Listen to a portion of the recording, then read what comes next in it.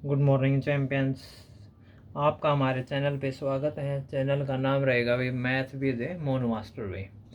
ठीक है, अगर आप हमारे चैनल पे न्यू है तो आप हमारे चैनल पे विजिट करें और प्लेलिस्ट में जाकर अपनी क्लास से संबंधित वीडियो को देखे हुए। पिछली वीडियो तक हमने 3.3 एक्सरसाइज के 4 क्वेश्चन कंप्लीट करवा दिए थे भाई। अगर वहाँ तक अगर आपको कोई प्रॉब्लम है तो दोबारा पूछ सकते हो भाई। इस वीडियो के अंदर हम 20 एक्सरसाइज के नेक्स्ट क्वेश्चन करेंगे भाई। तो यहाँ पे 5th क्वेश्चन देखो भाई। तो 5th क्वेश्चन आपको दिखाई दे रहा होगा भाई, जूम करके देख लेना आराम से। तो 5th क्वेश्चन में क्या दे रहा है, क्या था, measures of two adjacent angle भाई। Two adjacent angle of a parallelogram are in the ratio 3:2 भाई। पैरेललोग्राम के 2 एडजेसेंट एंगल है, उन एंगल का जो मेजरमेंट उनका रेशियो कितना दे रखा है, 3:2। Find the measures of each of the angle of the parallelogram. हमें पैरेललोग्राम की हर एक एंगल का मेजरमेंट फाइंड करना भाई। ठीक है, तो 5th क्वेश्चन देखो भाई बोर्ड के ऊपर भाई। ओके,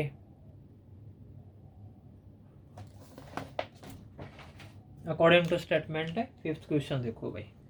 तो यहाँ पे 5th क्वेश्चन, तो 5th क्वेश्चन में क्या दे रखा है तो मैंने आपको पढ़ा दिया है भाई। कोई एक पैरेललोग्राम है भाई, तो हम इसे यहाँ पे पैरेललोग्राम बना लेते हैं भाई।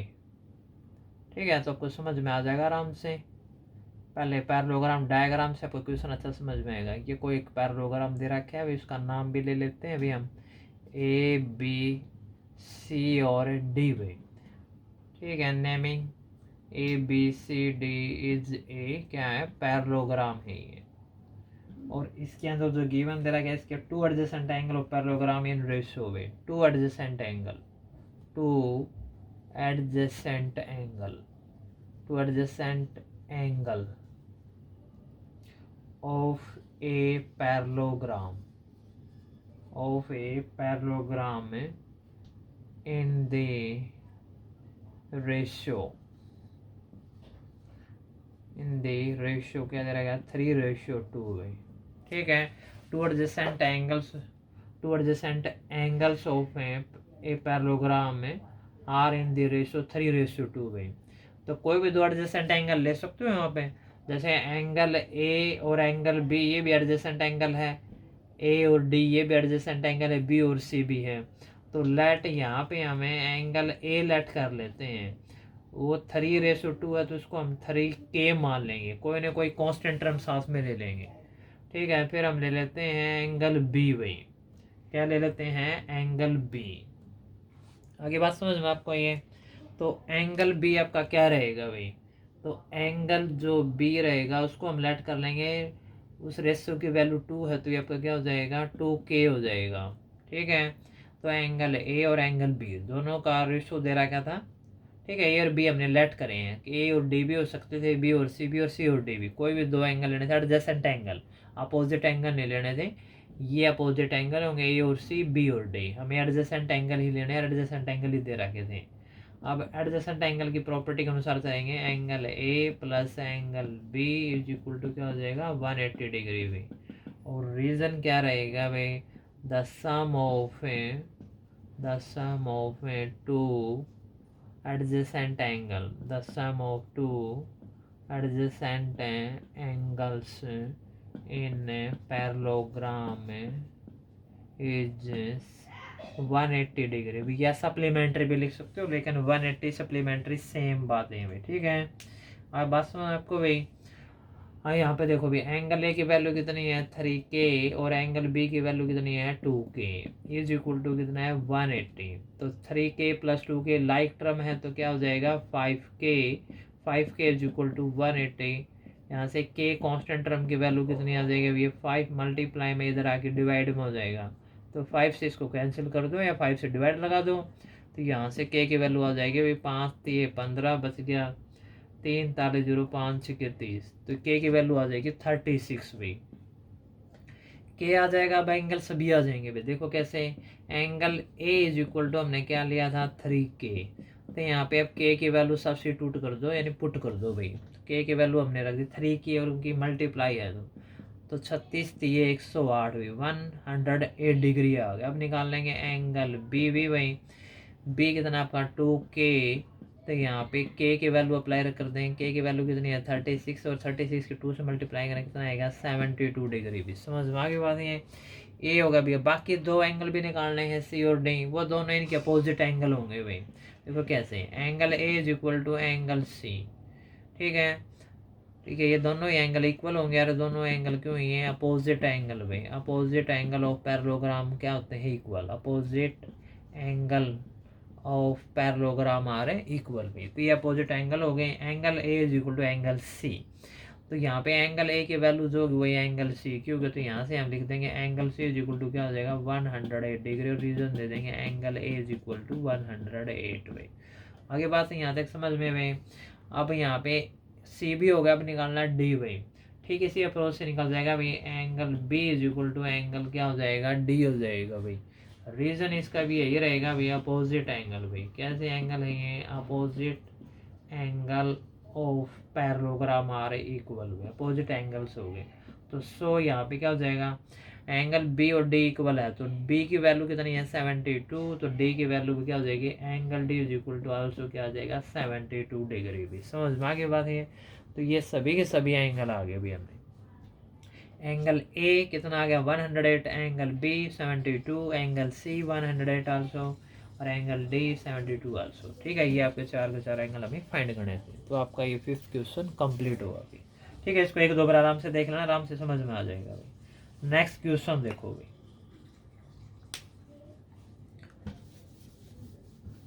ठीक है, बुक अपने साथ में रखा करो, क्वेश्चन पढ़ोगे उतना ही अच्छा आपको समझ में आएगा। देखो ये, चलो मैं बुक में दिखा देता हूँ आपको। तो यहाँ पे क्या दे रखा है 6 क्वेश्चन आ गए भैया। तो 6 क्वेश्चन, ठीक है, इक्वली मिला के इसी तरह का भी। 2 adjacent angles of a parallelogram have equal measures भी। अब की बार 2 एडजेसेंट जो एंगल है वो पैरेललोग्राम की क्या है, इक्वल मेजर्स हैं।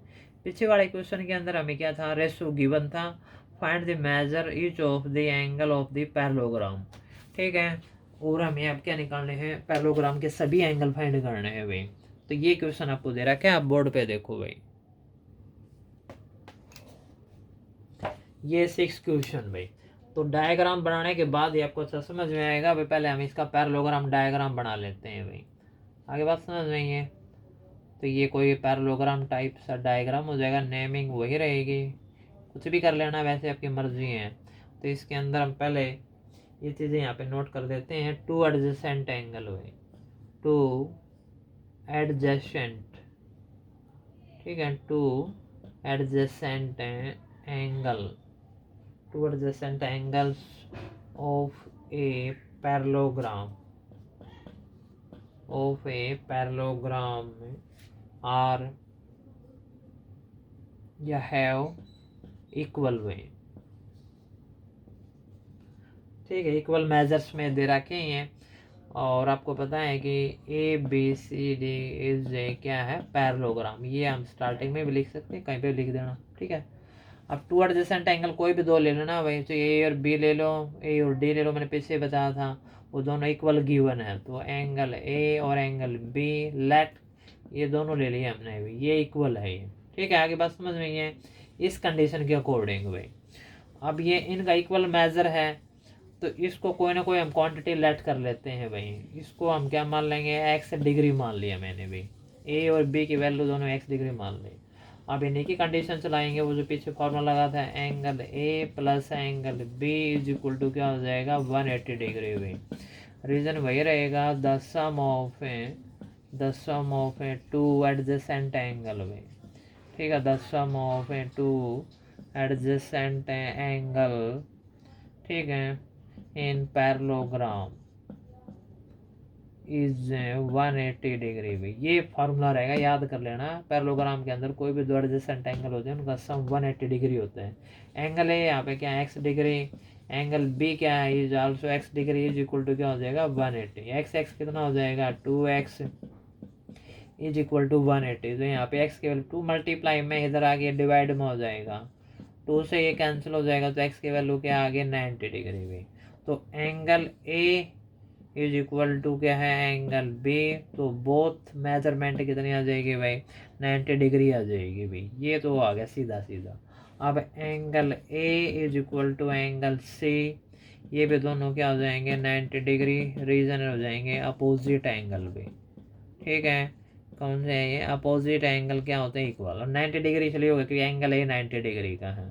और angle B is equal to क्या हो जाएगा एंगल डी, ये भी 90 डिग्री हो जाएंगे, रीजन सेम रहेगा वही।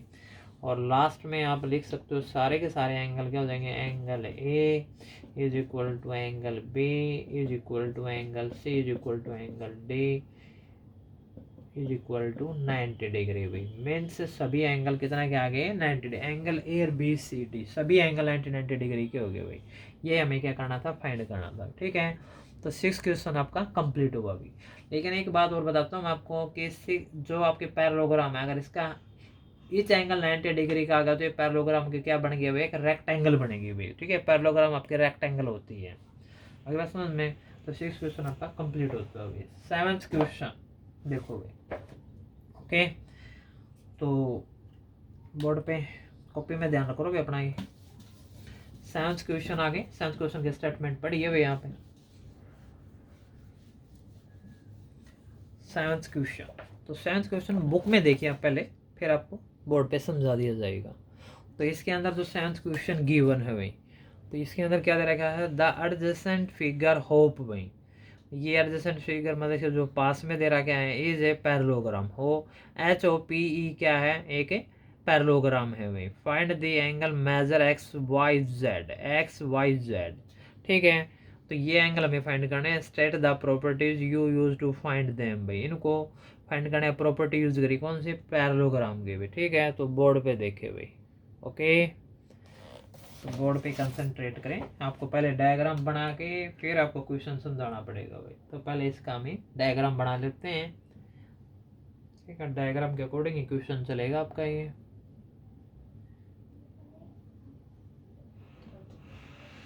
ये डायग्राम बन जाएगा भाई।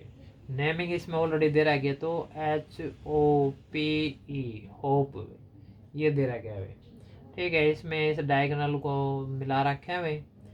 तो यहाँ पे क्या क्या दे रखा है, ये Z है, यहाँ पे 40 डिग्री है, ये एंगल 70 डिग्री है, और यहाँ पे Y है, और यहाँ पे ये एंगल X है भाई। ये XYZ डिफाइंड करना है। और इसमें ऑलरेडी गिवन है HOPE क्या है, इज ए पैरेललोग्राम है भाई। पैरेललोग्राम क्वाड्रिलेटरल हो गया। ठीक है, HOPE क्या है, पैरेललोग्राम क्वाड्रिलेटरल है। तो इसमें पैरेललोग्राम की प्रॉपर्टीज का यूज करते हुए हमें ये क्वेश्चन फाइंड करना है, आराम से हो जाएगा। देखो कैसे, तो सबसे पहले आप ये देखिए भाई, यहाँ पे ये जो दो लाइन पैरेलल है, ये लाइन इसको ट्रांसवर्सल लाइन बोलते हैं HP। तो ट्रांसवर्सल लाइन या Z बनेगा, इसके अंदर बनेंगे अल्टरनेट इंटीरियर एंगल भाई। तो Y इज इक्वल टू भाई, तो Y इज इक्वल टू आपका क्या हो जाएगा 40 डिग्री, और इसका रीजन होगा अल्टरनेट इंटीरियर एंगल भाई, अल्टरनेट इंटीरियर एंगल। ठीक है, तो पैरेललोग्राम के अंदर क्योंकि ये लाइन पैरेलल होती है, ये जो डायगोनल होते हैं, डायगोनल के जो, ठीक है, एक राइट साइड एक लेफ्ट साइड पे, ये एंगल जो बनेंगे हमेशा आपके अल्टरनेट इंटीरियर एंगल बनेंगे, और दोनों क्या होते हैं इक्वल। पैरेललोग्राम के जो डायगोनल पे एंगल बनेंगे, जैसे Y और 40 हो गया, Z और यहाँ पे अगर कोई एंगल होता तो वो भी Z का इक्वल होता। ठीक है, तो इसलिए Y की वैल्यू कितनी आ गई 40 डिग्री आ गई। क्लियर इतनी है। अब यहाँ पे देखो, ये जो एंगल बाहर दे रखा है इसको एक्सटीरियर एंगल बोलेंगे। इसका कंपैरिजन से हम यहाँ पे एक एंगल निकाल लेंगे भाई। इसका एंगल का नाम है एंगल 1 नाम दे देते हैं भाई। आगे बात समझ में, तो यहाँ पे क्या रहेगा, एंगल 1 प्लस में 70 डिग्री इज इक्वल टू क्या हो जाएगा 180 डिग्री। इसका रीजन ये रहेगा लीनियर पेयर एंगल भी, आपको पहले भी बता देगा था। ठीक है, आप भी बता देंगे भाई। लीनियर पेयर एंगल क्या होते हैं, कोई भी एक लाइन लो और लाइन के एक तरफ जो एंगल बनेंगे और उनका सम कितना होता है 180 डिग्री। तो ये एंगल जैसे यहाँ पे 70 डिग्री दिखा रहा है, तो ये एंगल मैंने 1 मान लिया, दोनों का सम कितना होगा 1। इसका नेमिंग है ये एंगल 1। ठीक है, ये कोई वैल्यू नहीं है, जैसे XYZ माना कि उस तरह एंगल 1 हो गया ये। तो ये दोनों का सम कितना होगा 180 होगा। तो यहाँ पे एंगल 1 की वैल्यू आ जाएगी 180, ये 70 पॉजिटिव इधर आके क्या हो जाएगा नेगेटिव, तो कितना आ जाएगा 110 डिग्री। तो एंगल 1 की वैल्यू आ गई। और एंगल 1 किसका अपोजिट है, एंगल X का है भाई। एक्स क्वांटिटी है, एंगल ई मान लो जी, तो एंगल, ठीक है, यहाँ पे ले लेंगे angle E is equal to क्या हो जाएगा एंगल 1। तो ये क्या होंगे अपोजिट एंगल ऑफ पैरेललोग्राम भी, यहाँ पे रीजन क्या हो जाएगा अपोजिट एंगल, ठीक है, opposite angles of a parallelogram क्या होते हैं ये इक्वल होते हैं भाई। तो एंगल ई अपना क्या है एक्स है और एंगल 1 की वैल्यू कितनी है 110 है। तो एंगल 1 इज इक्वल टू 110 हमने अभी भी फाइंड किया था अभी। तो एक्स की वैल्यू कितनी है आगे 110 डिग्री, वाई की पहले आ गई थी भाई ये 40 डिग्री, तो एक्स वाई हो गया, जेड रह गया भाई। तो जेड किस अप्रोच से निकलेगा वो आप देख लीजिए भाई, ठीक है। जेड निकालने का प्रोसेस ये भी रहेगा भाई, हम यहाँ पे एक ट्रायंगल ले लेते हैं भाई, in triangle H O P भाई, ठीक है। इसके अंदर ट्रायंगल के अंदर 3 एंगल हो गया आपका, एक वाई हो गया जेड, एक एंगल 1 हो गया भाई। तो एंगल वाई, एंगल जेड और एंगल 1 इज इक्वल टू कितना हो जाएगा 180 डिग्री भाई। तो यहाँ पे एक ट्राइंगल के जो सभी एंगल का जो सम होता है वो कितना होता है 180 डिग्री। तो एंगल सम प्रॉपर्टी भाई, तो इसका रीजन क्या रहेगा angle sum property of A triangle भाई, ये ट्राइंगल का सिंबल बना दिया हमने, ठीक है। एंगल सम प्रॉपर्टी भी, angle sum property of triangle is 180 degree. एक ट्राइंगल के सभी एंगल का सम कितना होता है 180 डिग्री। यहाँ से y की वैल्यू कितनी है 40 डिग्री है, z की वैल्यू हमें क्या करनी है फाइंड करनी है, और एंगल 1 की वैल्यू हमने कितनी निकाला कि 110 इज इक्वल टू कितना है 180, ठीक है। यहाँ पे 40 एंड 110 कितना हो जाएगा 150 प्लस में z इज इक्वल टू कितना है 180। आगे बात समझ में यहाँ तक भाई, z को इधर रखेंगे भाई तो 180 150 पॉजिटिव इधर जाके क्या हो जाएगा नेगेटिव। तो दिस इम्प्लाइज यहाँ से z की वैल्यू कितनी आ जाएगी 30 डिग्री आ जाएगी भाई। यही हमें क्या करना था फाइंड करना था अभी, ठीक है। x आ गया y आ गया z आ गया भाई, ठीक है ओके। तो ये इस एक्सरसाइज का भाई 7th क्वेश्चन था भाई, ठीक है। सॉरी हमने पहले नोट नहीं किया लेकिन आपको बोल के बता दिया था अभी। तो ये 7th क्वेश्चन था आपका कंप्लीट हो गया भाई। अगर यहाँ तक अगर आपको कोई प्रॉब्लम है कोई दिक्कत है तो समस्या तो आप पूछ सकते हो भाई, ठीक है। इस वीडियो के अंदर हम भाई इतना ही क्वेश्चन करवाएंगे, 1-2 बार इनको आराम से देख लेना। इंपॉर्टेंट क्वेश्चन भी और इजी क्वेश्चन भी आराम से समझ में आ जाएंगे भाई, ठीक है। मन करके पढ़ते रहिए भाई, आगे बढ़ते रहिए भाई। जय हिंद जय भारत भाई।